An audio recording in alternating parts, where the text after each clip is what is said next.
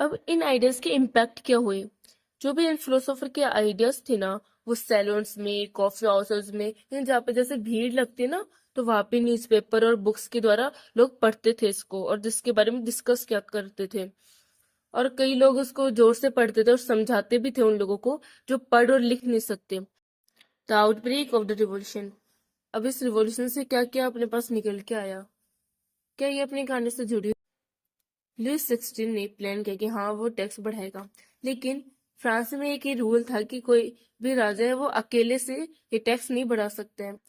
Tax बढ़ाने के लिए उसे एक मीटिंग रखनी पड़ेगी एस्टेट जनरल की, जिसमें वो अपना प्रपोजल पास कर सकते हैं टैक्स बढ़ाने का।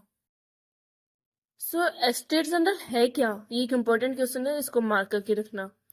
सो एस्टेट जनरल एक पॉलिटिकल बॉडी है जिसमें 3 एस्टेट्स एंड रिप्रेजेंटेटिव्स, इसमें तीनों स्टेट के लोग अपने अपने रिप्रेजेंटेटिव्स को भेजते हैं मीटिंग में। हाँ, ये है कि राजा अकेले टैक्स नहीं बढ़ा सकता, बट वो इस मीटिंग को अकेले कभी भी बुला सकता है। लास्ट टाइम ये मीटिंग 1614 में हुई थी। पूरे 175 ईयर्स के बाद अब ये मीटिंग 1789 में हुई। 5 मई 1789, इसी दिन लुईस 16 ने असेंबली बुलाई न्यू टैक्स के प्रपोजल को पास करने के लिए। ये मीटिंग वर्साइल्स के पैलेस में थी। फर्स्ट और सेकंड एस्टेट से 300 लोग आए थे। थर्ड एस्टेट से आए थे 600 लोग। 600 इसलिए क्योंकि उनकी पॉपुलेशन ज्यादा थी। और थर्ड एस्टेट से उन्हीं लोगों को बुलाया था जो कि प्रोस्पेरस और एजुकेटेड थे, पढ़े लिखे थे। तो ये टोटल लोग 1200 थे उस पूरी मीटिंग में, एक राजा को मिला के।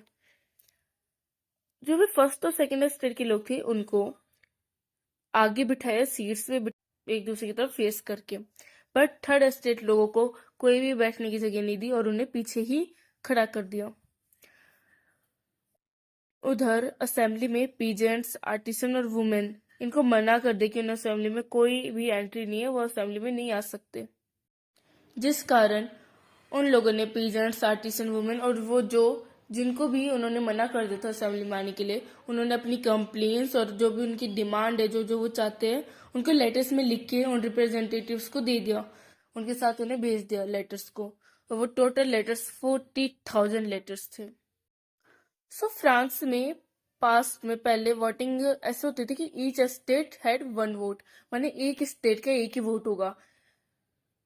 इस समय भी लुईस 16 ने बोला कि जो उससे पहले होती थी वोटिंग, जैसे पहले होती थी वोटिंग वैसे ही इस बार होगी।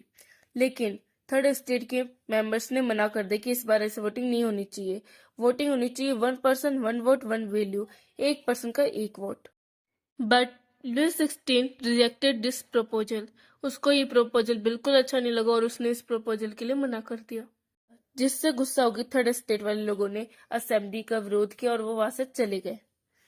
नाउ और 20 जून 1789, थर्ड एस्टेट के जो रिप्रेजेंटेटिव थे वो सब वर्साइल्स पैलेस के इंडोर टेनिस कोर्ट में इकट्ठे हुए और खुद को एक नेशनल असेंबली डिक्लेयर कर लिया। उन्होंने खुद की एक नेशनल असेंबली बना ली और उन्होंने कसम खाई कि वो ये बात जब तक डिस्पर्स नहीं करेंगे, जब तक वो एक नया कॉन्स्टिट्यूशन नहीं बना लेते फ्रांस का, जो कि मोनार्क की पावर को लिमिट कर सके।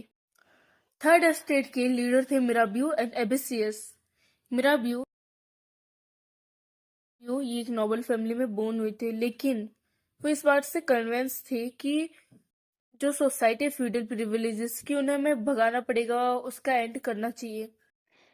वर्साइल्स पैलेस में जितनी भी क्राउड इकट्ठी हुई थी, असेंबल हुई थी, उनके सामने मिराबियो ने इतनी जोरदार स्पीच बोली थी कि उसके कोई भी मुंह तोड़ जवाब नहीं दे सकता। एबेसियस एक प्रिस्ट थे और उन्होंने एक इन्फ्लुएंशियल पैम्फलेट लिखा था जो था what is the third state.